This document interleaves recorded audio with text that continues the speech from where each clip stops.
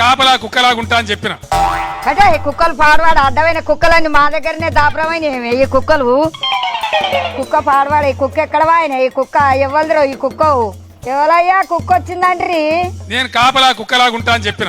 వచ్చి పాడుగా నువ్వా సారు కుక్క అనుకున్నావు, నువ్వు ఏమనుకోకు సారు. నేను ఎప్పటి నుంచో చెప్తా ఉన్నా. ఏందది? ఒక దళిత నాయకుడినే ముఖ్యమంత్రి చేస్తామని చెప్పి కేసీఆర్ ప్రకటించాడు. ఏది చేయకపోతివా మరి? నేను చెప్పిన అంటే తల నరుక్కుంటా కానీ ఆ మాట తప్పను. ఏతుల ఎంకి ఎక్కెక్కి పాడంగా కోతుల పోసేయ కోసుకుంటానడంట. రేపటి తెలంగాణ రాష్ట్రానికి దళిత నాయకుడే ముఖ్యమంత్రిగా ఉంటాడు. ఇప్పుడు చెప్పిన శాస్త్రం అర్థం కాలేదా నీకు? నేను ఎప్పటి నుంచో చెప్తా ఉన్నా. ఈ జూట మాటలు కాదు, ఆ చెమట దూడ్చుకో.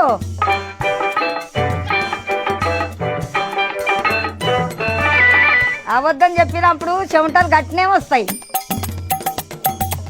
ఏవో కోసుకుంటాడంట, కోసుకుంటా చాలు, మందిని కోయకపోతే చాలు.